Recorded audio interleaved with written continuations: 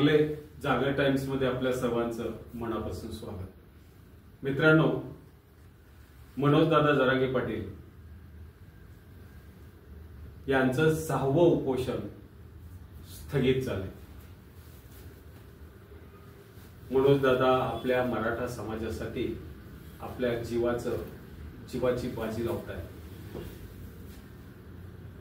जीव धोक्यात घालतायत, आपलं सर्वस्व यासाठी दिले। आरक्षण हाच आयुष्याचं त्यांचं ध्येय आहे। मित्रांनो, आजच्या या पोस्ट मध्ये देवेंद्र फडणवीस साहेब यांनी मराठ्यांच्या आरक्षणाभोवती टाकलेला वेढा आणि फडणवीस साहेबांचा नेमका डाव काय आहे याची थोडक्यात माहिती सांगायचा प्रयत्न करणार आहे। अत्यंत महत्वाची गोष्ट आहे। आजची ही पोस्ट आपण आवर्जून त्यामुळे शेवटपर्यंत बघा।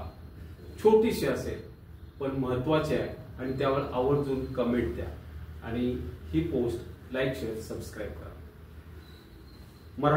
मराठी मित्रांनो, विसरू नका, संघर्ष हा तर आपल्या जीवनाचा भाग आहे।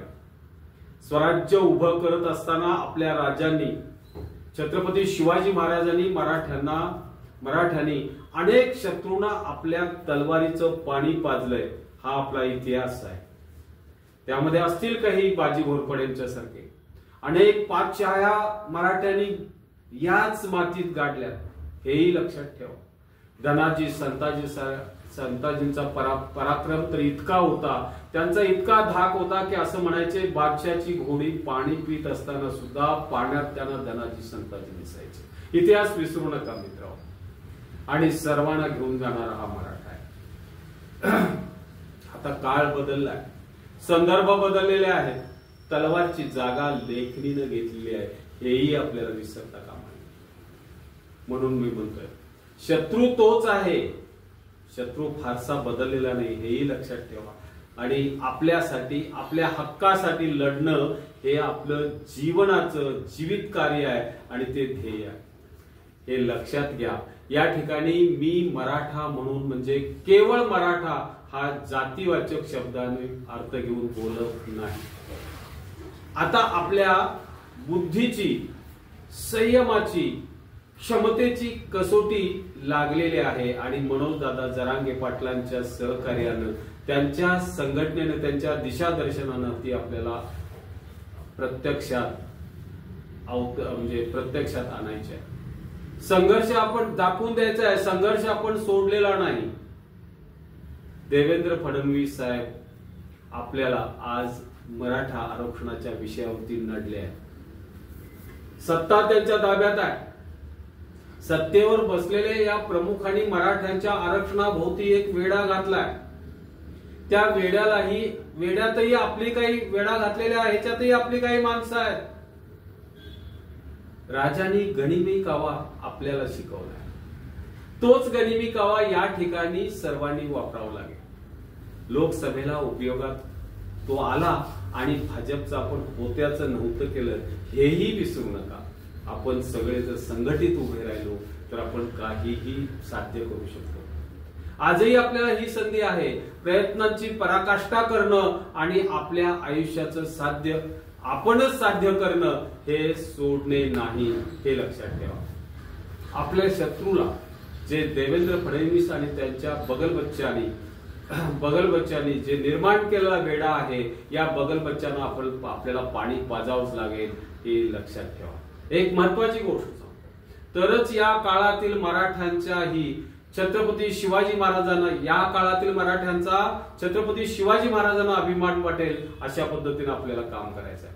लक्षात ठेवा, याच भाजपने छत्रपती शिवाजी महाराजांचा उभा केलेला पुतळा 8 महिन्यात कोसळलाय। आपली प्रवृत्ती त्यांनी दाखवून दिलेली आहे। त्यातही भ्रष्टाचार झाला, त्यातही गैरव्यवहार झाला आणि ते करणारे कोण आहेत हेही लक्षात ठेवा मित्रो। म्हणून मी म्हणतो, प्रत्येक मराठ्यांनी हे काहीही विसरता कामा नये। सातत्यानं त्याची उजळणी होत राहिली पाहिजे, तेव्हाच आपल्या अंगातील अंगार हा पेटणार आहे। देवेंद्र फडणवीस साहेबांनी मराठ्यांनाच नव्हे तर आपल्या सगळ्या बहुजन समाजाला वेढलंय। अनेक विषय आहेत, अनेक विषयाला घेऊन त्यांना विडून ठेवलंय, त्यांचा विकास होणार नाही असं ठरवलंय. अनेक विषयांनी त्यांना घेरून टाकलंय. मराठा आरक्षणाची ताकद कमी करण्यासाठी त्यांचा कावा मराठ्यांच्या लक्षात आता येऊ नये अशी त्यांची इच्छा होती, पण तो आलेला आहे. ते सातत्याने म्हणतात, त्यांच्या काव्याचा भाग बघा, त्यांचा डावपेचाचा भाग बघा, की जरांगे साहेबांच्या मागं कोण आहे, मराठा आरक्षणाच्या पाठीमागे कोण आहे, शरद पवार आहेत, काही वेळा म्हणतात उद्धव ठाकरे आहेत. म्हणजे महाविकास आघाडीतल्या नेत्यांना टार्गेट करून त्यांना त्यांनी मदत करू नये असा त्यांचा कावा. आरक्षण तर फडणवीस साहेबांना द्यायचंच नाही, पण मराठ्यांना संघटित आणि मराठा मतांचे ध्रुवीकरण देखील त्यांना होऊ द्यायचं नाही, हा या पाठीमागचा कावा आहे. आणि हे मराठ्यांनी विसरता कामा नये. जरांगेंना 288 जागा लढवायला लावायच्या. मी काय म्हणतोय बघा, जरांगे साहेबांना 288 जागा लढवायला लावायच्या. दादांनी सत्ताधारी म्हणून देवेंद्र फडणवीस यांच्याकडे आरक्षण मागितलं. ते विरोधकांच्याकडे बोट दाखवतात, ते मराठ्यांना संपू पाहत आहेत. हेतू एवढाच आहे की विरोधकांना जरांगे यांनी म्हणजेच मराठ्यांनी 288 जागावरती लढवा 288 जागा लढवाव्यात आणि त्यांची ताकद सगळी विखुरली जावी. ताकद विभागली गेली की त्यांना यश मिळणार नाही. आणि ही जे आंदोलन आहे, हे गुर्जर आंदोलन असेल, पाटीदार आंदोलन असेल किंवा जाट आंदोलन, ही जशी संपवून टाकली भाजपनं, तशाच पद्धतीनं मराठ्यांच्या आरक्षणात सुद्धा भाग व्हावा अशी इच्छा वाटते. या लोकांची इच्छा हे लक्षात ठेवा. आपले बरेच जण साम दाम दंड भेद वापरून त्यांनी फोडलेले आहेत. याचाही विषय पडू दे नका. दादांचं एक वाक्य मला अत्यंत आवडतं, मला गोर गरीब मराठ्यांची सत्ता आणायची आहे, मला गोर गरिबांची सत्ता आणायची आहे. अत्यंत चांगला विचार आहे. भाजपच्या लबाड भ्रष्टाचारी व्यवस्थेमध्ये गोरगरिबांची सत्ता येणे हा वाळवंटामध्ये ओयासिस भेटण्यासारखा प्रकार आहे. आणि त्यासाठी धडपडणे, यासाठी जिगर असावी लागते. मराठ्यांनी देखील यासाठी गनिमी कावा करावा.